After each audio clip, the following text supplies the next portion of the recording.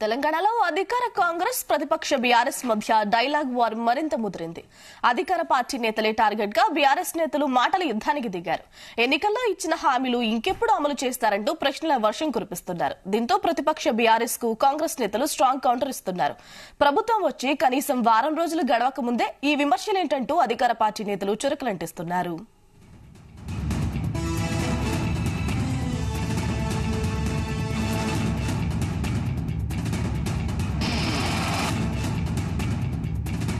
తెలంగాణలో కాంగ్రెస్ ప్రభుత్వం కొలువుదీరింది. ముఖ్యమంత్రిగా రేవంత్ రెడ్డి సీఎం సీట్లో కూర్చున్నారు. దీంతో ఎన్నికల్లో ప్రజలకు ఇచ్చిన హామీలపై దృష్టి సారించారు. ముఖ్యంగా 6 గ్యారంటీలు అమలు చేసే తీరుపై సుదీర్ఘంగా కసరత్తు జరుపుతూ ఉన్నారు. ఇప్పటికే డిసెంబర్ 9వ తేదీన మొదటి 2 గ్యారంటీలు అమలు చేశారు. మహిళలకు ఉచిత బస్సు ప్రయాణంతో పాటు ఆరోగ్య పథకం కింద 10 లక్షల రూపాయల స్కీమ్ను అందుబాటులోకి తీసుకువచ్చారు. మిగతా 4 గ్యారంటీలు 100 రోజుల్లో అమలు చేస్తామని ప్రకటించారు. ఈ నేపథ్యంలో అధికార కాంగ్రెస్ పార్టీపై ప్రతిపక్ష బీఆర్ఎస్ కౌంటర్ అటాక్ మొదలుపెట్టింది. గెలిచిన వెంటనే 6 గ్యారంటీలు అమలు చేస్తామన్న కాంగ్రెస్ పార్టీ ప్రజలను మోసం చేస్తోందని మండిపడుతోంది.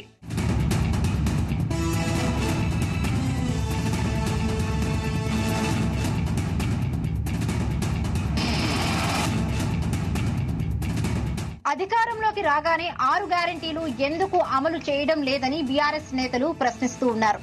ముఖ్యంగా రైతు బంధు సకాలంలో రాకపోవడంతో అన్నదాతలు ఇబ్బందులు పడుతున్నారని ఆగ్రహం వ్యక్తం చేశారు. అలాగే 2 లక్షల రైతు రుణమాఫీని 24 గంటల్లో అమలు చేస్తామని గొప్పలు చెప్పిన రాహుల్ గాంధీ ఇప్పుడు తెలంగాణ ప్రజలకు ముఖం చాటేశారని బీఆర్ఎస్ నేతలు మండిపడుతున్నారు. ఇప్పటికైనా 6 గ్యారంటీలు వెంటనే అమలు చేయాలని డిమాండ్ చేస్తున్నారు. మరికొందరు బీఆర్ఎస్ ఎమ్మెల్యేలైతే 6 గ్యారంటీలు అమలు చేయలేక బీఆర్ఎస్ ప్రభుత్వం 3 నెలల్లో కూలిపోతుందని శాపనార్థాలు పెడుతున్నారు. ఒకవైపు వర్షం పడతా ఉంటే రాష్ట్ర ప్రభుత్వ నిర్ణయం కోసం ఎదురు చూస్తా ఉన్నారు. ఎందుకంటే ఆ రోజు ఎన్నికల ప్రచార సందర్భంలో కాంగ్రెస్ పార్టీ మీరు వడ్లు అమ్ముకోవద్దు, మేము అధికారంలోకి వస్తున్నాము, రాగానే 500 రూపాయలు బోనస్ ఇస్తాము, బోనస్ కలిపి మేము వడ్లు కొంటామని చెప్పి ఆ రోజు ఎన్నికల ప్రచారంలో చెప్పారు. ప్రతి క్వింటాల్కు 500 రూపాయలు అదనంగా ఇస్తామని చెప్పి ఎన్నికల ప్రచారంలో చెప్పారు. మరి కళ్ళాల్లో వడ్లన్నీ ఉన్నాయి. రైతులందరూ కళ్ళల్లో వత్తులేసుకుని ఎదురు చూస్తా ఉన్నారు. ఒకవైపు తుఫాను ప్రభావం వల్ల వర్షం వచ్చి వడ్లు తడుస్తా ఉన్నాయి అక్కడక్కడ. అందువల్ల నేను రైతుల పక్షాన స్పష్టత ఈ రాష్ట్ర ప్రభుత్వాన్ని కోరుతా ఉన్నా.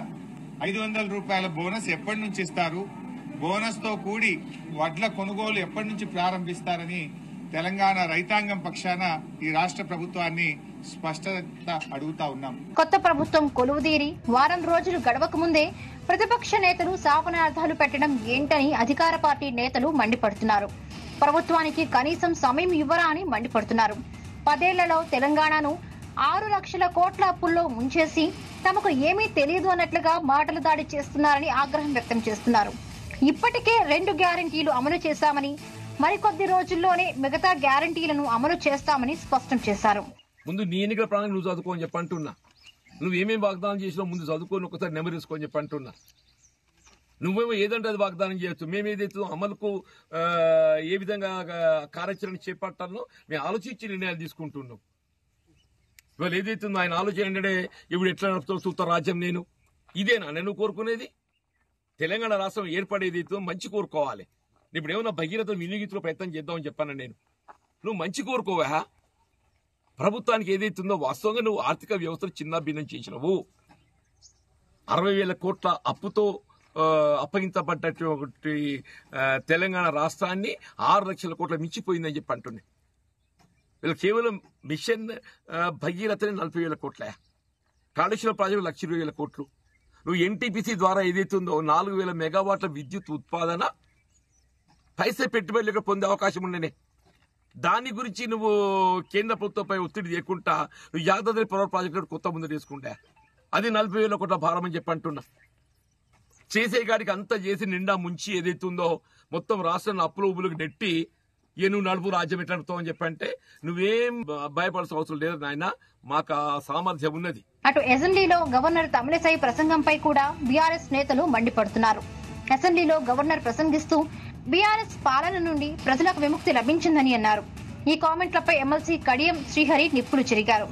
గవర్నర్ ప్రసంగంలో కొత్తదనం కనిపించలేదని, రాష్ట్ర అభివృద్ధి సంక్షేమ పథకాల గురించి స్పష్టత ఇవ్వలేదని అన్నారు. గవర్నర్ ప్రసంగం చూస్తే కాంగ్రెస్ పార్టీ మేనిఫెస్టోను చదివినట్లు ఉందని విమర్శించారు. గవర్నర్ గారి ప్రసంగంలో కొత్తదనం ఏమీ కనిపించలేదు. నూతనంగా ఏర్పడిన ప్రభుత్వము రాబోయే రోజులలో రాష్ట్ర అభివృద్ధికి సంబంధించి, ప్రజల సమస్యల పరిష్కారానికి సంబంధించి ఏ రకమైన మార్గం ఎంచుకుంటున్నది, ఏ రకమైన ప్రణాళికలు రూపొందించుకున్నదనే విషయంలో ఏమాత్రం కూడా స్పష్టతనివ్వలేదు. గవర్నర్ ప్రసంగం పూర్తిగా కాంగ్రెస్ పార్టీ ఎన్నికల మేనిఫెస్టోను చదివినట్టుగానే ఉంది తప్ప గత ప్రభుత్వాన్ని విమర్శించడానికే జాయింట్ సెషన్ ఉపయోగించుకున్నట్టుగా ఉన్నది తప్ప కొత్తదనం ఏమీ కనిపించలేదని చెప్పి ఈ సందర్భంగా తెలియజేస్తున్నాను. దురదృష్టం ఏంటంటే గత 10 సంవత్సరాలు తెలంగాణలో తిరోగమనంలో ఉన్నదన్నట్టుగా ఆమె మాట్లాడింది. కానీ తెలంగాణ జాతీయ స్థాయిలో అనేక రంగాలలో అభివృద్ధి సంక్షేమ కార్యక్రమాల అమలులో రూపొందించింది. జాతీయ స్థాయి సంస్థల నుంచి, కేంద్ర ప్రభుత్వం నుంచి అనేక అవార్డులు అందుకున్నదనే విషయాన్ని ఆమె మర్చిపోయింది. మరొక వైపు రేవంత్ ముఖ్యమంత్రి అయిన వెంటనే రంగారెడ్డి జిల్లాలో ఉన్న ఫార్మాసిటీని కందుకూరు నుండి తరలిస్తామని ప్రకటించారు. ఈ నిర్ణయం పైన గులాబీ పార్టీ నేతలు ఆగ్రహం వ్యక్తం చేశారు. కాంగ్రెస్ ప్రభుత్వం తెలంగాణ అభివృద్ధిని అడ్డుకుంటోందని సెటైర్లు వేశారు.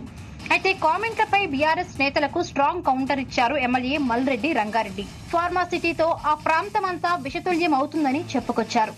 ఏది ఏమైనా ప్రజలకిచ్చిన హామీ మేరకు ఫార్మాసిటీని అక్కడి నుండి వేరొక చోటుకు తరలించడం పక్కా అని స్పష్టం చేశారు. అసెంబ్లీలో ఈరోజు మా గౌరవ ముఖ్యమంత్రి రేవంత్ రెడ్డి గారిని ఫార్మాసిటీ రద్దు మీద గడిచిన 6-7 సంవత్సరాల నుంచి ఫార్మాసిటీ అంటేనే మా ప్రాంత ప్రజలంతా, రంగారెడ్డి జిల్లా ప్రజలంతా కూడా మా బతుకులు ఏమైతాయి, మా పరిస్థితి ఏంది అనేటువంటి ఆలోచనలో ఉన్నటువంటి జిల్లా వాసులతో పాటుగా ప్రత్యేకంగా మహేశ్వరం, ఇబ్రాహీంపట్నం మొత్తం అందులోనే మునిగిపోతున్నటువంటి పరిస్థితిలో, కల్వకుర్తి కూడా పార్ట్ ఆఫ్ కల్వకుర్తి మునిగిపోతున్నటువంటి పరిస్థితిలో మా ముఖ్యమంత్రి గారు గతంలోనే పిసిసి అధ్యక్షునిగా చెప్పిండు, మేము వచ్చిన తర్వాత ఫార్మాసిటీని రద్దు చేస్తాం, ఫార్మాలో ఉండేటువంటి రైతుల బాగోగులను పట్టించుకొని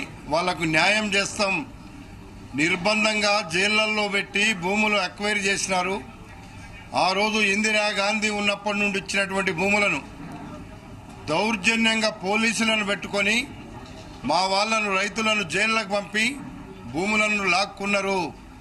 600 ఫార్మాసిటీని రద్దు చేస్తామని ఏదైతే మాట పిసిసి అధ్యక్షునిగా ఉన్నప్పుడు చెప్పిండో ఆ మాటను ఈరోజు 100% అమలు చేయడానికి నిర్ణయం తీసుకుంటూ మొత్తంగా కాంగ్రెస్ బీఆర్ఎస్ నేతల మాటల తూటాలతో తెలంగాణ రాజకీయం మరింత వేడెక్కింది.